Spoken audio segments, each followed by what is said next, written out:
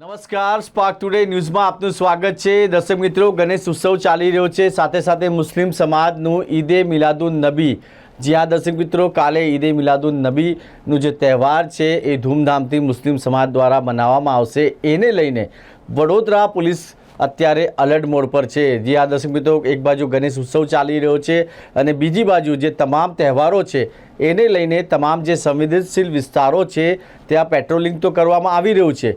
Police આ rapid action force હોય, તમામ જે પોલીસ દ્વારા હાઈરેસ પોઈન્ટ પણ બેસાડવામાં આવ્યા છે અને ખાસ કરીને ડ્રોનની ટેકનિક વાપરીને પણ આ વખતે પોલીસ દ્વારા ચેકિંગ હાથ ધરવામાં આવી છે। ખાસ કરીને જે સંવેદનશીલ વિસ્તાર છે ત્યાં આગળ ડ્રોનની નજર રાખવામાં આવી રહી છે। જે પણ અસામાજિક તત્વો છે એના પર પણ પોલીસ દ્વારા નજર રાખવામાં આવી રહી છે। અત્યારે પોલીસ દ્વારા ડ્રોન ઉડાવવામાં આવ્યું છે અને જે સંવેદનશીલ વિસ્તાર છે ત્યાં આગળ પોલીસ દ્વારા ડ્રોનથી પર નજર રાખવામાં આવી રહી છે।